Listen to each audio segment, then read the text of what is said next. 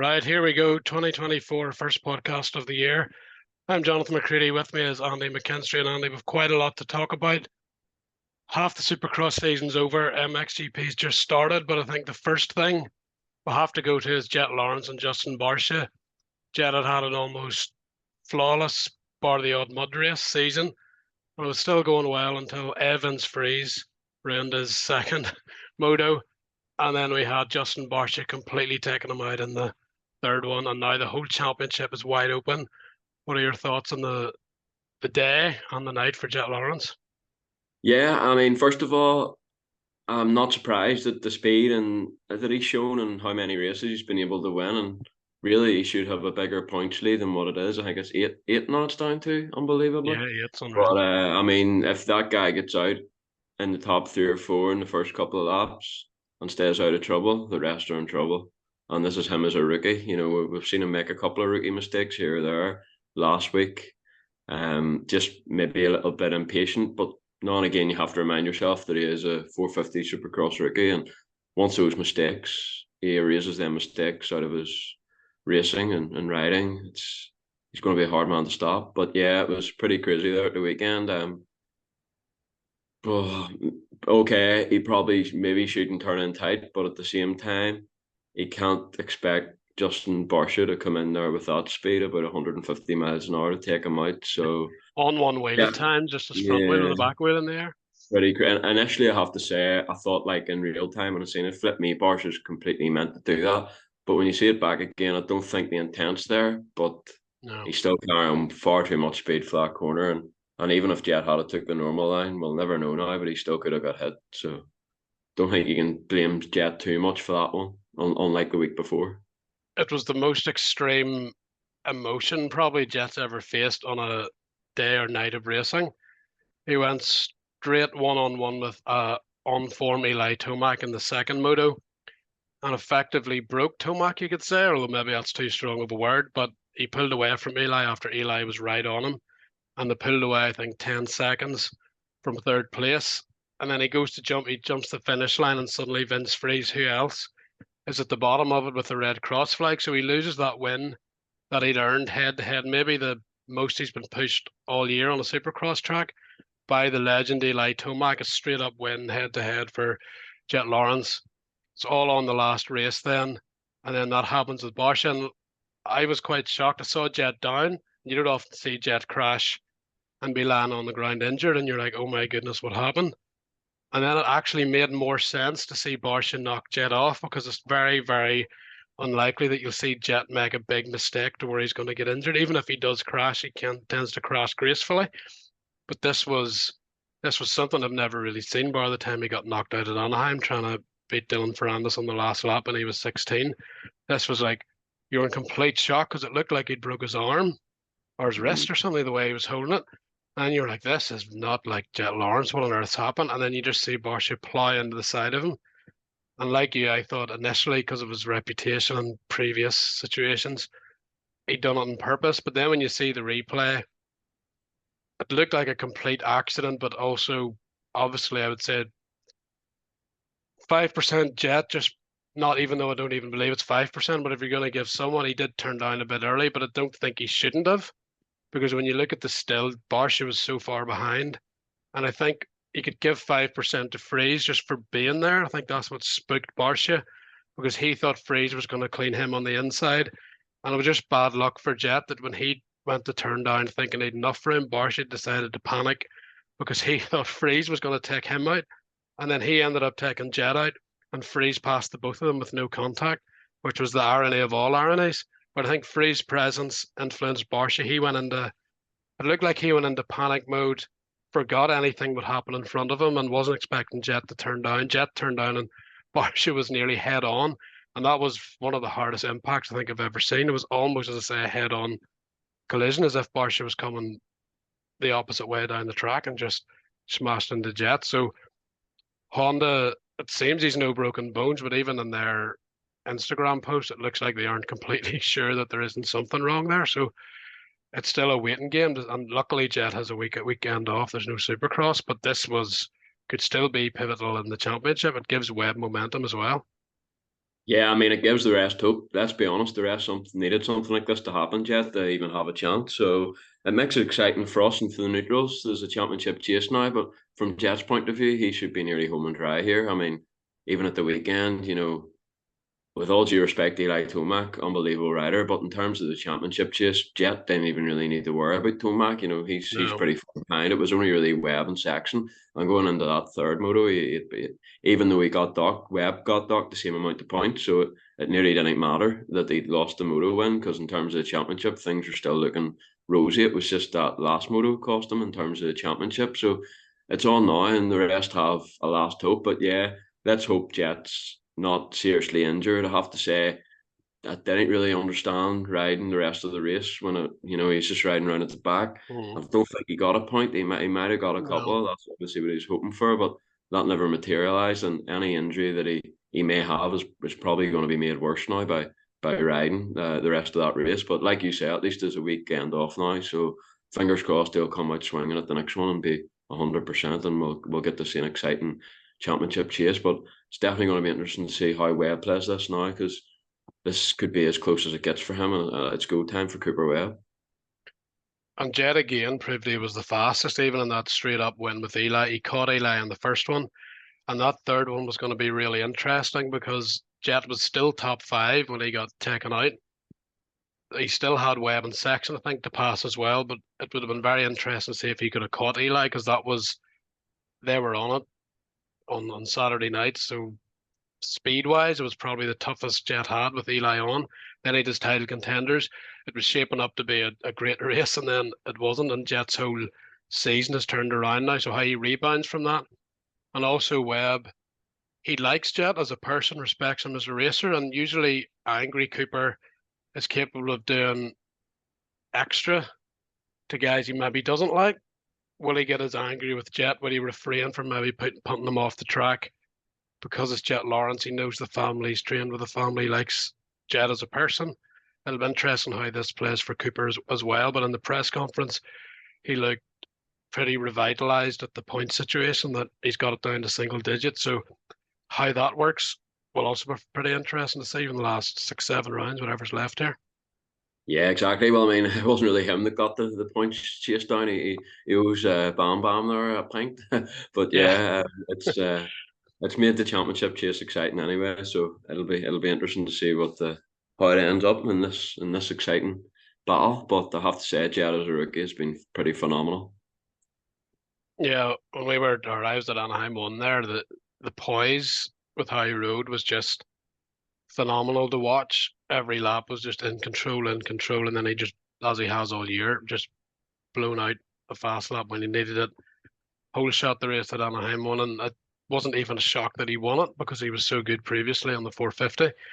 And it looked like from there he was going to dominate. The mud races kind of played into everyone else's hand, disrupted his rhythm, and yet he still came out on top. And even up until Barcia's takeout, he was the guy, and he was kind of making sure he was the guy even against Eli there. There was no doubt in anyone's mind. So hopefully he's fit. Hopefully he can come back swinging, and we'll see what Webb and Saxon can do. But let's move on to MXGP. The Two real rounds stuff. in, The real two stuff. rounds in, and there's another Jett Lawrence dominating, somewhat dominating here. 4 out of 6 motos, Jorge Prado. Perfect, just like Jett, really. Perfect style, even better starts. Argentina, you were like, Tim Geiger's there. He was maybe a wee bit quicker than Prado, but Prado's execution, as always, is brilliant.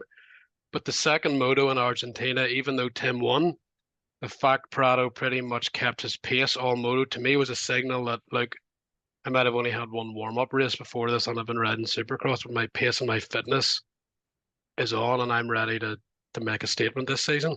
Fast forward to Spain, total domination, domination in starts, but we've seen the starts before.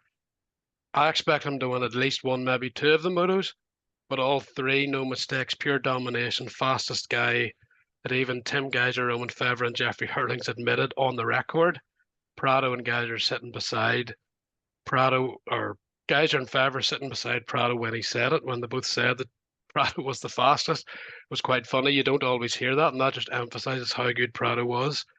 The intensity, to me, he's went up a level even from last year, and he's going to be a problem for these guys now. I mean, guys was hurt all year. Jeffrey got hurt halfway through the year, just when he was approaching taking the red plate.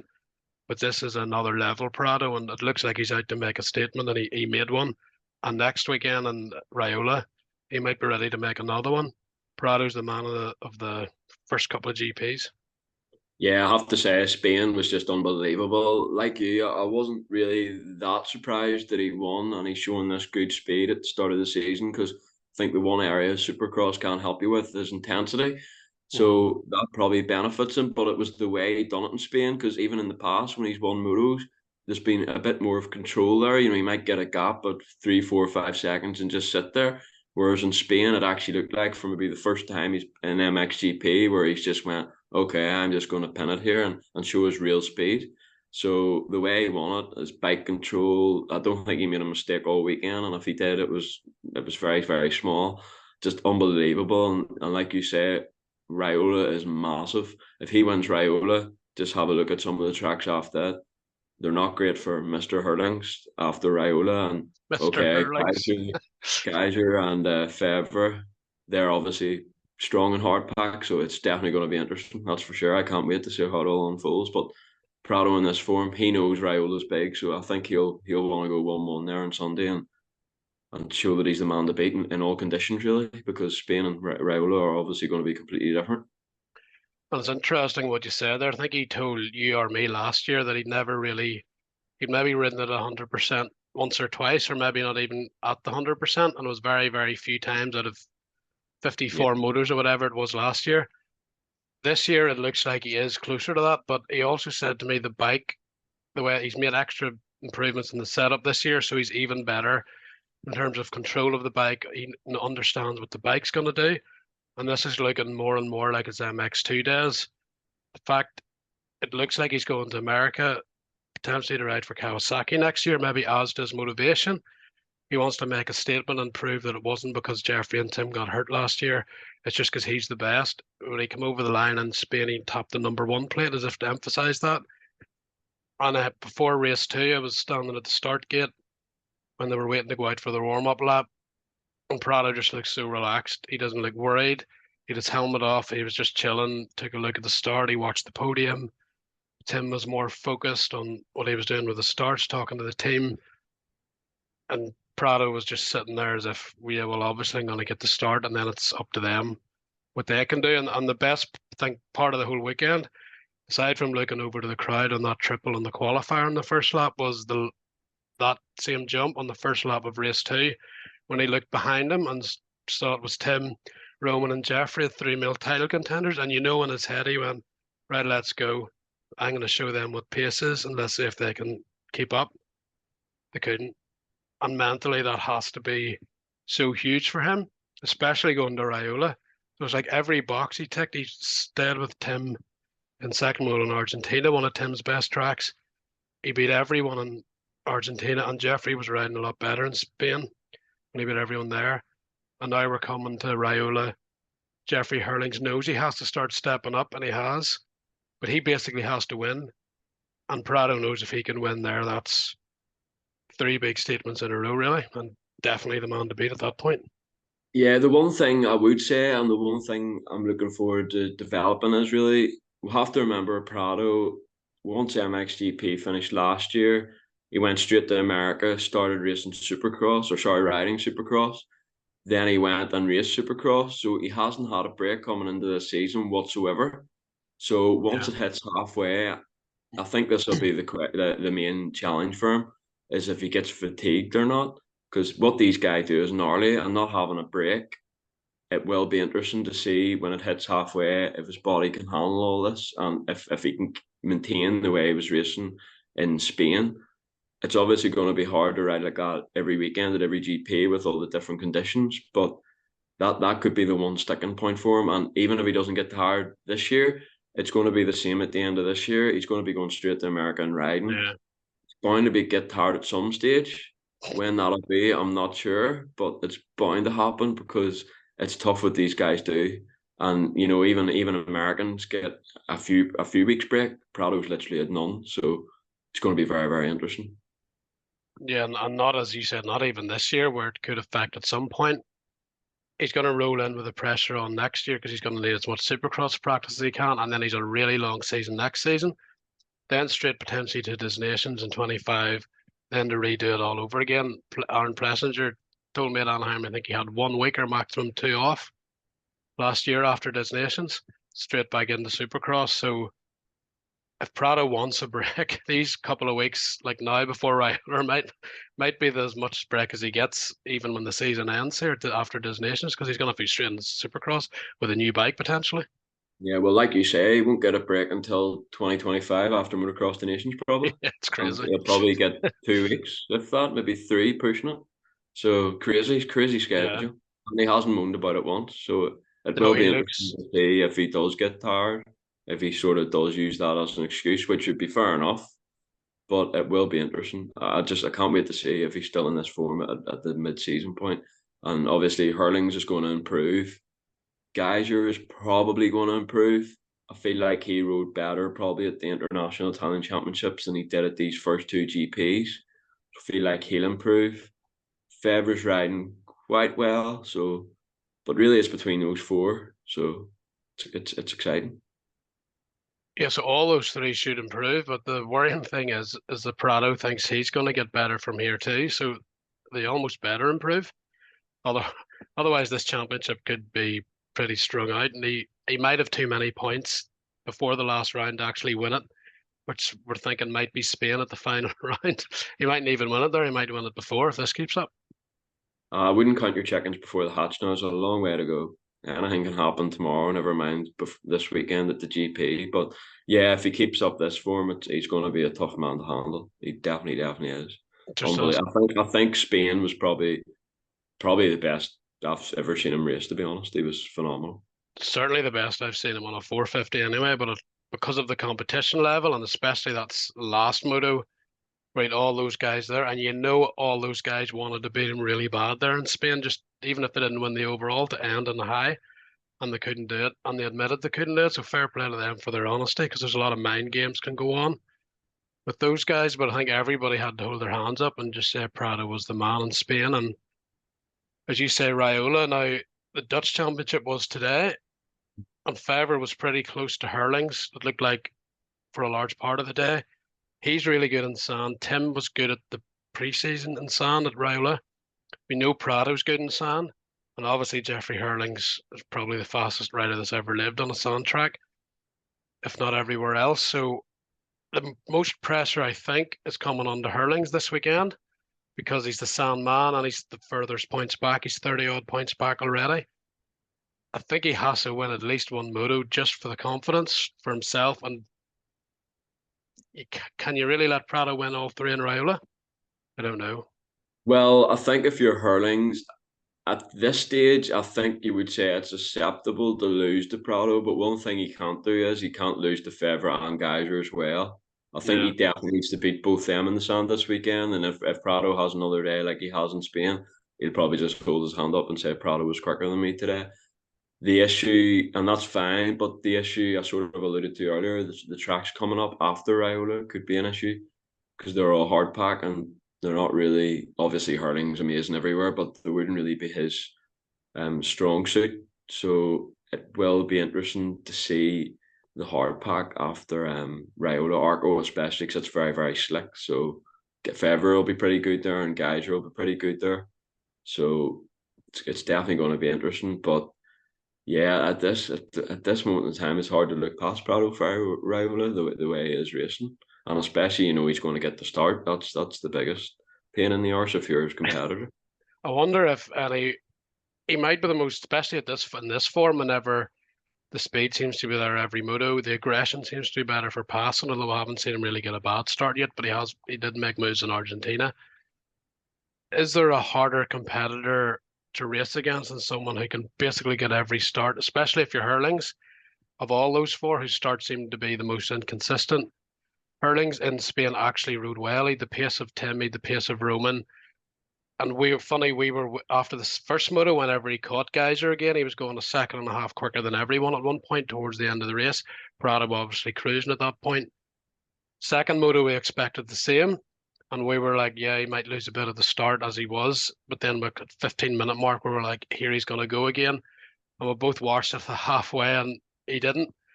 And then he told me afterwards he was just riding around because he'd been ill. So that's something to keep in mind. Jeffrey wasn't at full strength, and I think it showed in that second moto. He didn't have his usual second half, last 15, 5, 10 minute charge. This weekend, he's already raced there today. He's going to 2 days then, Saturday, Sunday. Hopefully the energy's back and then we can see those charges at the end, because you can't really go It was against Prado, let alone Tim or Fevre, if you're not well, 100% by the look of it. well, to beat Prado, he's going to have to pass him twice. Let's be honest. And Raiola's not easy to pass either. The way it flows, it looks a bit more difficult than say a Lommel or Leerup. So Prado, you have to think Prado's going to get at least 2 to 3 hole shots. So it's not going to be easy, even if he's in his prime form and has the speed in Prado, because Prado knows how to defend as well. Exactly. And just where are we in hurlings then? I mean, obviously he missed a lot of racing last year. I don't think he raced since Arnhem free practice whenever he got injured until Yeah, Hawkstone, and he only done 2 pre-season races this year. Have to say, I had no idea what I was expecting at Hawkstone, but he was faster at Hawkstone than what I was expecting. And definitely. he's probably on par with where I thought he would have been after the first 2 GPs, to be honest. I think he's doing fine. Just the issue, as we've already alluded to, is Prado at the moment. But Prado you is know, Hurlings has missed a lot of racing. You can't just expect somebody to come back and go 1-1-1-1. You know, he's going to have to build up and improve. So I feel like the second round was already much better than Argentina, and I feel like he's definitely going to be in the podium in Raiola. So I feel like that's okay for the first 3 GPs. Erling's plan is probably pretty much roughly where he thought, and his pace might even be ahead. Like he caught Tim Geiger in that first moto in Spain, and if you thought that, say 2 months ago, you'd be like, right, I'm right on pace. I'll be in and around the points. But because Proud has been so good, it's almost had to reset the expectations of what Jeffrey needs to get to. So he's going to almost have to speed up his progression while also making sure he stays healthy, which could be a bit of a fine line. The other thing is, as you mentioned, he hasn't really raced much. He's raced 6 months in the last 2 years, 2.5 years. And Prado, when this new frame came, admitted or subsequently admitted he couldn't find the settings for it. Now, Jeffrey said his settings and everything are fine with his bike, but he certainly hasn't as much time as Prado has to fine tune this to his perfect style or whatever way you want to put it. So he's at one with the bike. Prado's still refining that bike, as he said, between last year that he won the title on to this year. Jeffrey just hasn't had as much time on that bike. We saw the head shake again in Spain. I don't know if it was a bike issue, a line issue, arm pump issue, could have been anything. But Jeffrey hasn't had the same time on the bike to get the bike dialed in as much as Prado had. And maybe as the season goes on, that bike, it could only be 1% or 2 with these guys, because there's such good riders. Every aspect counts. But maybe there's another 6 months, or he doesn't have 6 months, maybe 3 months or 2 months, he'll have an extra 1% or 2 with the settings on that bike, and that could be the difference as well. Yes, exactly. And obviously Prado and Hurlings ride completely different as well. So he's obviously going to need to set the bike up different, right? So yeah, and I would say it's mostly going to be in hard pack where he's going to need to maybe figure out the settings, because obviously the guy's unbelievable in sand, so settings probably don't matter quite as much there for him, because he just does stuff that nobody else can do, no matter what sort of thing. So, but yeah, definitely in the hard pack, it's probably what he needs to do: put plenty of laps in and get the bike up to speed. And then Tim Geiger, obviously he missed a lot of racing last year too. Where are we with him? To be honest, the way he was racing in the International Italian Championship, oh, he was fast. I feel like he isn't quite to that level at the first 2 GPs. But I have to say I was improved. I was impressed with how smooth he looked in Spain. He definitely looked a lot more smoother than he did at the International Italian Championship. So I think for Geiger that's probably a positive. But he'll probably be the one, maybe the one most disappointed with Spain, because even though he says it's not his favourite track on paper, that's a Tim Geiger track. And I definitely thought once he got a good start in the second moto, if there was anybody that was going to go with Prado, it was probably going to be Geiger. And for half the race it was relatively close, but then Prado just broke away, and Geiger didn't really have anything for him then. So it will be interesting to see what Geiger turns up at the next couple of rounds, that's for sure, and if he can stay being smooth. Tim's really only made one mistake this year, and it was the second, the main moto in Argentina. Potentially, you could argue cost him the overall win there. Yeah. Aside from that, he hasn't done much wrong. So points wise, he is right there. But again, it's just Prado's been so good. If Prado was what Prado was last year, it probably there'd have been almost maybe similar points, splitting moto wins. Again, we mentioned the bike. Tim's probably learning this bike as well with the new 25 prototype Honda. But as you mentioned in Raiola in the preseason, he looked unbelievable on it. His team manager said this is the fastest Tim Geiger he's ever seen, or could be this season. And I don't think he's done a lot wrong, bar that one crash in Argentina, and yet still he's found himself dropping points to Prado. And as good as Tim is in the sand, you would say Prado maybe has the edge on him there. So he could end up potentially losing more points in Raiola, although the way he rode in the preseason, I'm not quite sure you could say that, but it's still a possibility. And then you're going into round 4 at one of his best tracks. He could end up in Hurling's position coming into this week, where you're going to have to start beating Prado straight up. And as you say, it probably means you're going to have to pass him too. Yeah, it's going to be interesting. I think Hurlings and Geiger are probably two different mindsets for Raiola. I think Geiger, if he gets on the podium, will probably be happy enough. I think He'd be over Hurling the moon, will yeah. know he needs to beat everyone, bar maybe Prado. But I think the difference is Geiger will be looking forward to the tracks coming up after Raiola, so he probably won't go Yeah. into panic mode if he if he loses 10 points or whatever. I think Geiger will probably feel like he can make that up at future tracks because he's very, very good in Arco and the hard pack tracks coming up. So I think Geiger will like those tracks, which probably help him a little bit more than Hurlings, where Hurlings will feel that he needs to beat everybody. If he can win the GP and if he can't only lose points to Prado, that'll probably be the mindset he has for Iola. So, as positive as all those 4 guys were, the big blow was Maxime Renault, and previous to that, Jago Gertz. So we'll have to talk Yamaha. Renault rode really, really well. We knew his foot was a problem. He actually had it strapped. I saw him in between motos in Spain, and he had like a strap on it when he was just walking around before he even put it in the boot. We knew it was a problem, but yet he was still very, very fast in the 2 motos he did. He didn't appear on the behind the gate on the second moto, and you thought, oh, I don't even remember him crashing there. Turned out the pain was just too much.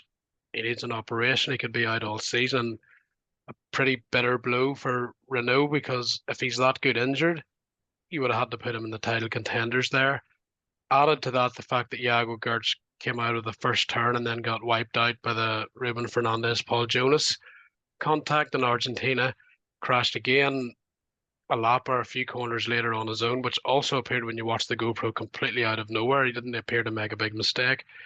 He's out for a few months, and suddenly Yamaha are down to 1, Calvin Villander, and it's probably a good job to sign Calvin because he's the one you're going to have to rely on now. But if you're part of that Yamaha team, mechanic, owner, sponsor, that's pretty tough to take. Of your 2 main guys who would expect to be battling for podiums, especially, well, both really, because we know Gertz is as fast as anyone when he's on tune with the bike, and Renault is great mentality, great speed. That's a serious blow. Yeah, Yamaha, let's be honest, have had a pretty disastrous first 2 rounds in MXGP, and even the guy that they have remaining, we have to remember Calvin Vlaanderen himself didn't even have a full off season either because he had issues. So actually he done quite well, I thought, in Spain to salvage 5th overall, I think it was, for them, considering he's their 3rd guy on paper. So credit to him. He probably felt the pressure there too, that he had to go and deliver for Yamaha. And I guess your point leads us into the fill-in rides talk. Obviously, Conrad there's Muse. been so many injuries. Yeah, no. So for factory Yamaha, Todd Kellett, it's not yet official, but he's going to be riding the bike in Raiola. I think the idea behind that is he's good in sand, so with racing the French beach Yeah. races, so that in theory makes sense. And then it probably buys him a bit of time to get a more permanent fill-in rider. And then obviously Fantic had the whole Rowan van de Moostijk malarkey. They have ended up drafting in Bram Bodgers, and Rowan van der Moosdijk. Again, this is not yet official, but he's going to be going to HRC Honda probably until Ruben Fernandez is back. But he's going to be out for a long time, maybe even season. So that's actually worked out very well for Van der Moosdijk. You would probably say there he's got an upgrade and he's going to be riding the prototype 2025 Honda. And then poor Brent Van Donny had an absolute disaster in Argentina as well, going to the hospital and them not having the equipment needed. I think it was a week later he was getting the actual surgery he needed. And JM Honda have drafted in Tim Edberg until he gets back. Now, Tim Edberg didn't do the second moto at the Dutch Nationals today. So Conrad Muse. Why that was. Yeah, Conrad Muse. Good on that team. Conrad Muse would be good, but Dave Thorpe probably wouldn't agree. I'd love to see Conrad Muse back in MXGP. Now, obviously, he's his own injury issues as well in Belfast Arena Cross. But if he got the opportunity, you would hope he would be able to be allowed to and want to take it, because I think that's where he should be. Just regarding the other two, it's kind of ironic that Rowan van der Moosdijk essentially rode a Yamaha with the Fantic at the start of the year, but isn't the Yamaha factory fill-in. Brian Bogers rode a Honda not long ago, and then he's now going to Yamaha. Well, Fantic. Fantic, essentially Yamaha. So you would actually think it would be the other way around, but for whatever reason, Rowan van der Moosdijk's got the factory Honda gig, and we didn't see much of him at Hawkstone, but the few laps we could see in practice and a wee bit in the race, his size, his technique, the way he rides the bike looks perfect for a 450. And if you're gonna put him on that bike on a factory team riding with Tim Geiser, you got to think there isn't going to be any excuses really for him, because he's going to have everything he's ever wanted. This is it for Van der Moosdijk now, especially after some of the rumours, let's say, that's coming out about him. He now needs to deliver, because if he doesn't deliver in this HRC Honda, he might have an issue getting a ride in 2025. So fingers crossed for him. He can have some good rides and it'll lead to a future good ride, because this guy has potential, a lot of talent. He's always pretty much been a front runner in MX2. I think he's even won a moto, got a few podiums in the MX250 champion. And I've always thought that he probably, especially the last few years, he should shoot the bigger bike more. So you're not going to get much of a better bike than this. So it's time to deliver if you're Rowan van der Moosdijk. And we just need to wait to see if he's going to be ready to actually race in Riola, because obviously he had he tweaked his knee at Hawkstone and he is back on the bike now. From what I believe is he has had a few tests with the Honda, but we don't know yet if he'll make his debut at Riola, because they'll probably want to wait for him to be somewhere close to 80 or 90% anyway. So fingers crossed there. But it'd be interesting to get his view on what the Fantic stroke factory Yamaha bike feels like compared to this new Honda, what the advantages. We probably can't say the disadvantages, but it'd just be interesting, even if you're at the track, to hear his thoughts on how both bikes react differently, especially this new Honda. I mean, Tim looks really good on it, so I feel sorry for everyone once Jett Lawrence gets that bike next year in Supercross. Yeah, and another point is Jackie Vimond is working with HRC Honda now, so he's working with their three riders, and he'll be working with Rowan van der Moosdijk, and Jackie Vimond is very, very good. He knows what he's doing, so that should be a positive for van der Moosdijk as well. Added to that, in terms of rider coaches, Stefan Everts, he's working with the Standing Construct people. Paul's Jonas, and well, it was Brent, but not anymore. So another Alberto Ferraro. Sorry, there's been that many injuries and replacements, I can't keep up. He was another guy that was really, really unlucky with injury. Looked like he was coming back after Argentina, where he was too sore to ride, was riding again, and then a big crash for him, and a lot of injuries there as well. So Brent, we know he basically got a hole drilled through his knee without any anesthetic, which is pretty mind-blowing to think what pain he's been through the last few weeks, plus a flight home and everything else. So this sport is pretty tough. A lot of injuries, all the travel, and you don't know what hospital, what medical care there's going to be when you go to these places as well. So it's another thing you have to remember, and these riders are out riding as hard as they can, especially in these other countries. You just don't know what facilities there are out there for them to potentially have to deal with. Exactly. It's a tough gig out there. It really is. So it's a shame for Brent now, but I do believe he will be back before the end of the season. So hopefully he can end the season on a high. And it's a shame after the injury last year as well. That was his first GP in ages. So big shame for him. But hopefully he'll catch the last 4, 5 or 6 GPs. Hopefully, and remind us of his capabilities. Right, MX2 then. Next Well, two. speed, intensity, 6 to 8 riders that look like they could win a race, but right now it's kind of Wolf's world, and he's won 2 out We're of all 2. in it. Looks phenomenal. You would say form of his life, but he was starting to show that form last year, and then the injury came. I think we're now seeing this year what might have transpired last year after Yago got hurt. And fair play to Kai, because I think he went through a lot of pain last year. I was always worried about his starts this season, not because he's a bad starter, just because he's so tall and the rest of the guys are small, and it's just easier, obviously, part of weight ratio.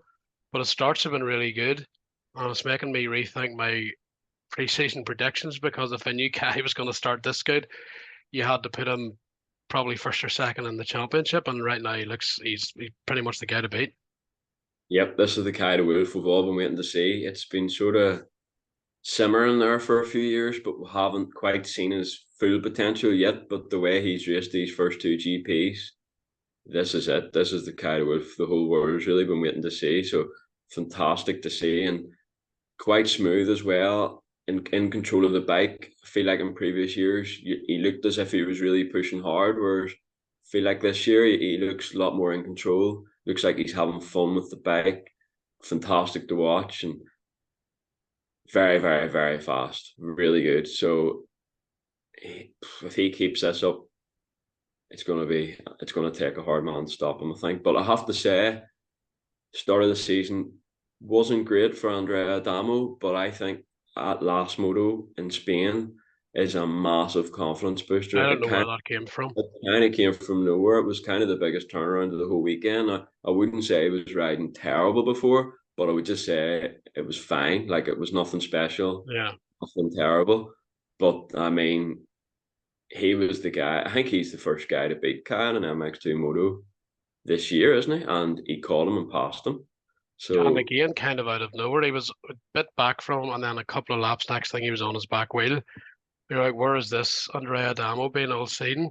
And he spoke to you after and admitted he wasn't really happy with the bike. He couldn't get comfortable, get his confidence, and that second moto, he pretty much found his confidence after a lap or two. Looked like a different rider, different intensity. But again, it was Kai de Wolf who he had to beat, and that might be the story of this season for anyone that's trying to win motos. yeah, exactly. But what impressed me about Adamo was, he caught and passed the Wolf there, and it was the same the Wolf that you would say from the first moto. He looked like he And was gone, was, and then yeah, Adamo was exactly. And then just Adamo came. So yeah, it could be maybe between those two, but you can't obviously discard Lucas Coonan, who on his day has the speed. He's maybe even the fastest in the class. But Spain was kind of strange. He had it in bursts, and then he would have a few bad laps.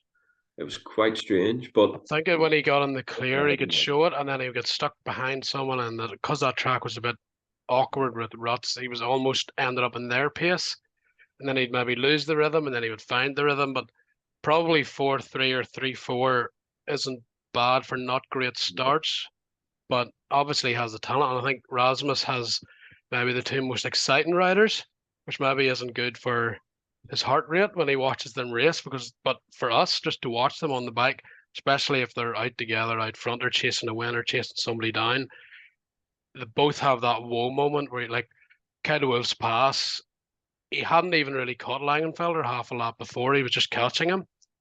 Then he ended up on his back wheel about 2 corners before. Then he just dove down the inside before that triple. Don't even think Langenfelder knew he was there or would attempt to jump a triple from the inside. Spooked Langenfelder. He had the double. Kai jumped it, head out over the front of the mud guard. Pretty much picture perfect as Nick showed us with his perfect picture. yeah, Unbelievable, unbelievable pass past the year so far anyway. Fantastic pass, fantastic. Like you say, I don't think Simon even knew he was there, and I don't No, think the crowd expected it either. Nobody really expected. no, Only everyone was just like, "Whoa, what just happened?" Yeah, Pride of it's Wolf was great. the only one who knew. But and another rider we can't discard either is Simon Lagenfelder. I feel like the first two rounds he's probably went under the radar, but he's still there in that title chase. And I feel like Simon's just been solid. So encouraging signs for him. It's a long season. I think like Adamo, he'll probably play the long game a bit more, whereas the likes of the Coonan and the De Wolf type guys, they just want to win now. So it will be interesting because obviously Lagenfelder and Adamo can't keep letting them win. You know, there's going to have to be some. Yeah, They can't keep playing it safe, so it will be interesting to see how it unfolds. But I have to say, the racing in MX2 has been unbelievable. Very, very good. And Argentina, watching those Huskies go out, it was just a joy. that And qualifying that was race at the before you even qual. got Yeah, was just mad. you'll probably not get a better race all season than that MX2 qualifying race in Argentina. Unbelievable. Simon Langenfelder reminds me a bit of a Tom Vial Prado, but as you say, at some point he's going to have to start winning these races. It looks like now he's making a risk assessment each moto. Do I want to risk going after De Wolf? I'll do what I can. I can pretty much run the pace. Always put down 2 heater laps. I'll just take second, and then that'll work, and it's working really well so far. But at some point, then you're relying on them making a mistake or you having to step up. And I'm interested to see if he can step up and become the dominant guy. That's the only question, but he might not have to if they make mistakes. But at the minute, he's doing everything he needs to do just to be there in the first few rounds. Exactly, and I think for the first two rounds, that's all you need to do. You can't win the championship in the first two rounds, but you can certainly lose it, and he's there. So, and I think he will improve. This is a guy that knows how to win, you know, and especially last year, anytime he went 1-1. So Yeah, I'm sure it'll click for him some weekend, and he will win. And he's obviously very, people forget, but this guy's good in sand as well. So don't rule him out very for good out. in sand.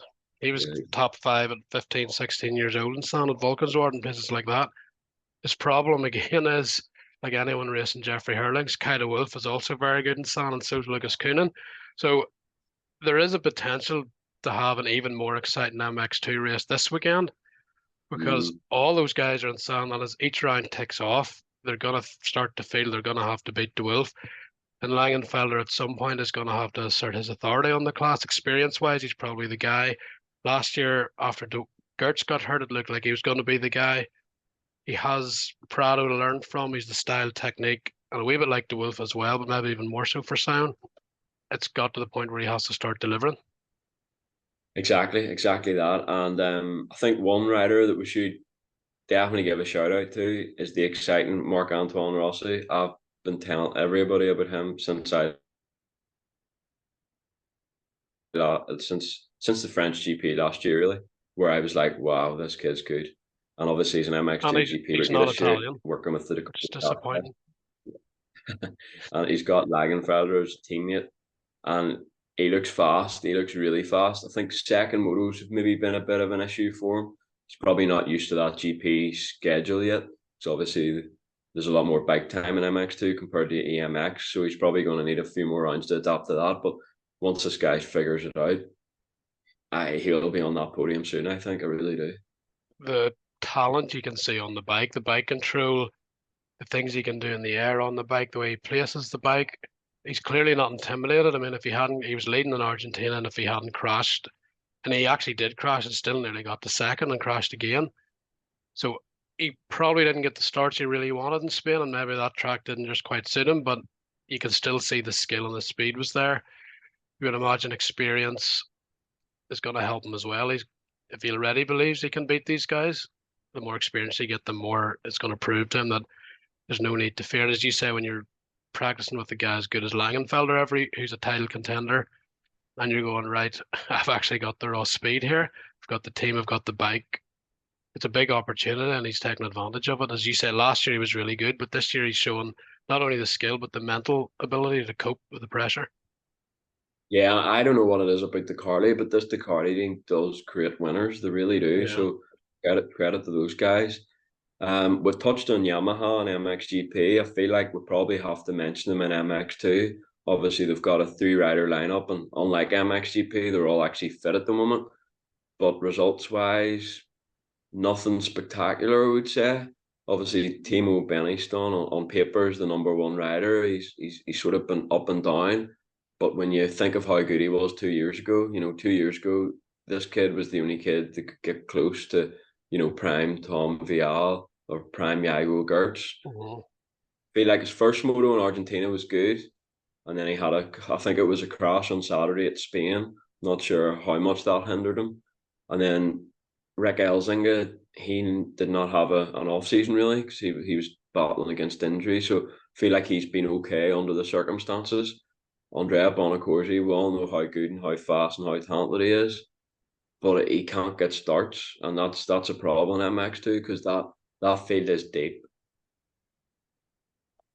Another rider that impressed, he's only raced one round, which could come back to haunt him in the championship. Liam Everts came back pretty much on fire on Saturday, like he'd never been away. He'd been off the bike for just about a month or just under a month with that broken thumb that he needed surgery on before Hawkstone Park. Missed Argentina, but even in the preseason races before that, it looked like he'd taken a step up from last year. And the way he rode in Spain, and that was probably him not as good as he was in the preseason with the time off. His fitness looked good, his speed looked good, and he looked really good, except maybe the last moto he got caught behind people a wee bit, but he was able to make passes quickly, extra intensity, extra aggression. And it's kind of a shame he missed that first round because points wise, he's a lot to make up. But you couldn't totally rule him out with how unpredictable this class is. But Liam Everts, certainly a contender for podiums and race wins, I would imagine, from here on out as well. Really impressive return to racing. Spain. Exactly. I have to say I was very impressed with Everts in Spain because you don't really know what to expect when they miss the first round and come back because you don't know what sort of shape they're in. But he was there all weekend really in terms of speed up until the last moto and probably got a little bit tired in the second moto, which you can completely understand. He got caught behind. Was it Benetton? He got caught behind as well, Yeah, or one of them. wouldn't help. And once he got free, you could see the pace. But obviously Lucas was there too. But Everts definitely impressive. Now Triumph, Yep. those bikes are good. Those bikes are fast, and Harrop and Camden McLennan, especially second moto in Spain, they're showing they can ride those bikes at the front of the pack. Harp's been really good. He had a crash in Spain there, but aside from that, the pace has been there every moto. And Camden probably proved to himself in race conditions he can go that pace as well now. So Triumph, their setup's really good as well, very professional. Um, there isn't a lot of negativity about that Triumph machine. I wasn't sure how that was going to go. A 250 seems to be more difficult to get right than a 450, you would think, but the power of that bike, the handling, the riders they've chosen, so you have to applaud them. Harrop's legit this year, as he's shown the promise to be, but now he's got the factory bike.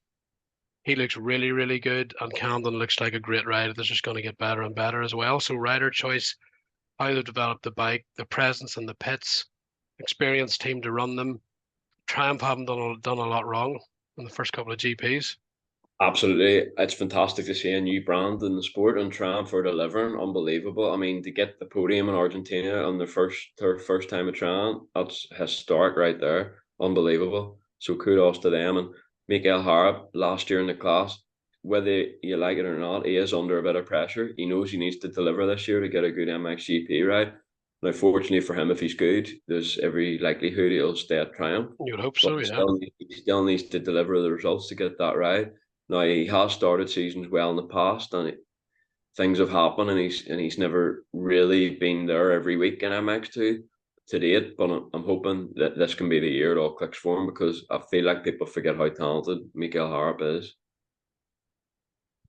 Yeah, and he's had 2 seasons ago, he had a really good year with Dixon.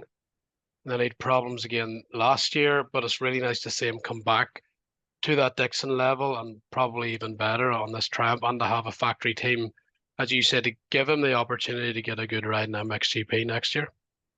Exactly that. So it'll be hopefully the Triumph can keep it up, and then we'll obviously see them in MXGP next year along with Ducati. So that'll be an extra 4 rides in the Premier class, which is fantastic. So the best race of the weekend in Spain, by the way, the facility, you want to talk about that for a minute? Oh yeah, Half an hour-ish, depending on traffic from the airport. One of the biggest shopping centres you've ever seen. You could go skiing if you wanted in the back of the shopping centre, and then eat your way around all the restaurants if you need to, and then go buy some clothes, and then go back to the track, all within walking distance. Really, the facility's one of the best I've seen. The track is pretty good for a man-made Yeah. track on a hill beside a shopping centre.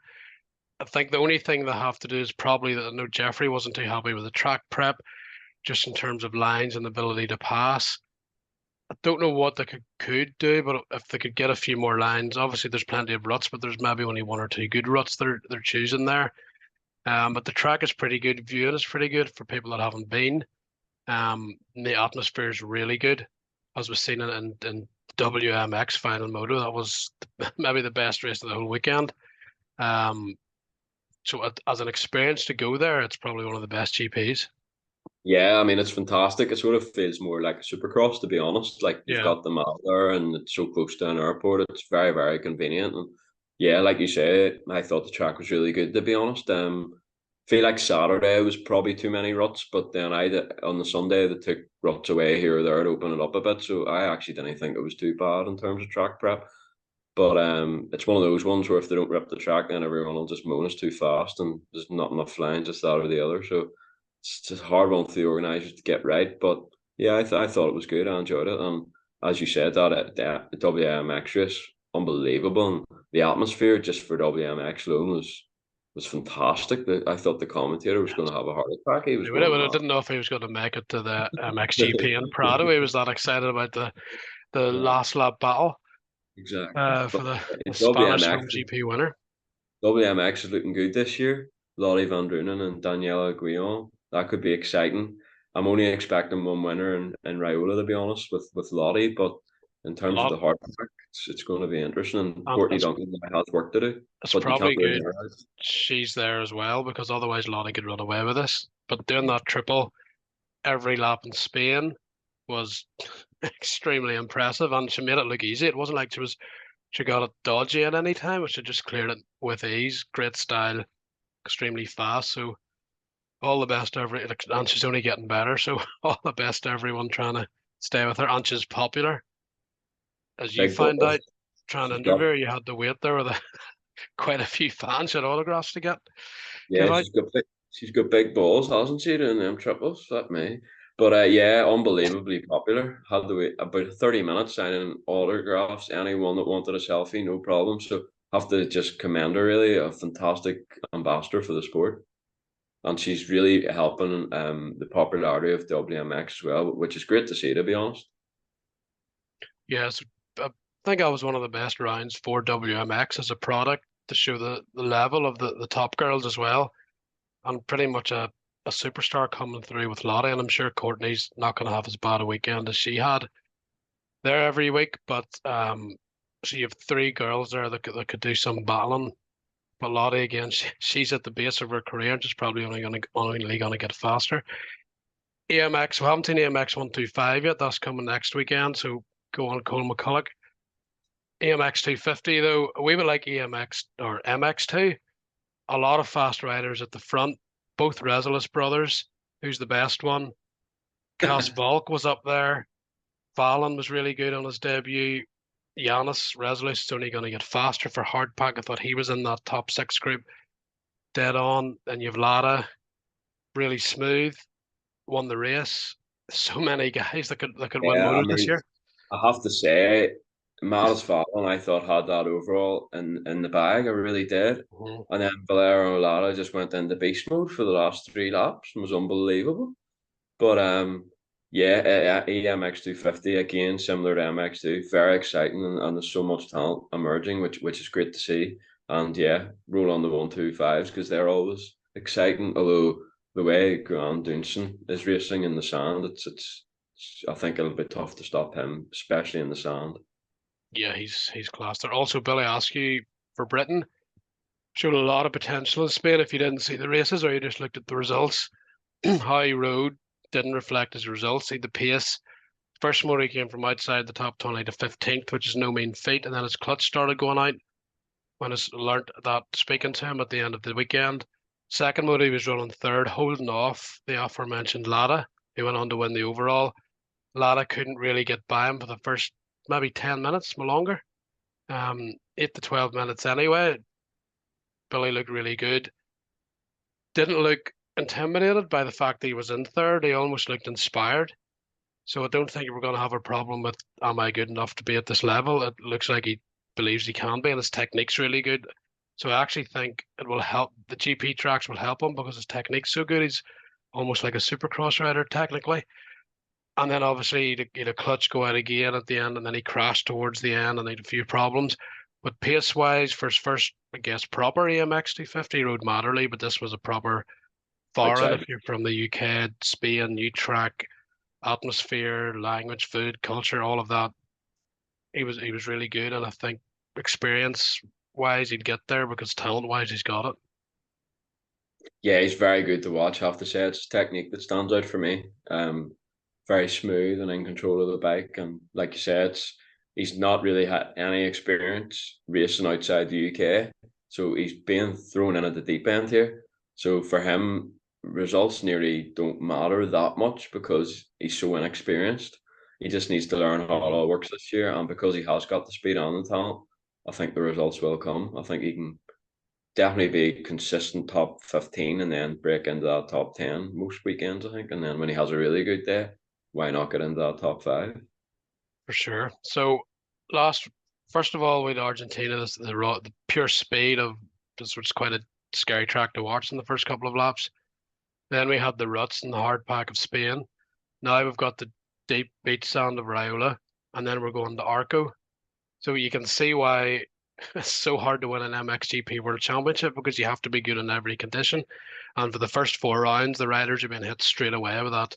You must be good everywhere. Are you versatile enough? Let's go. So Riola this weekend, again, both classes. It's as each round goes, it becomes more and more important. And because it's sand, the sand guys are going to feel they have to win, and that's where this Hurlings Prado thing is really intriguing. And the fact that guys are in favour, and let's not forget a guy like Coldenhoff can ride sand fast.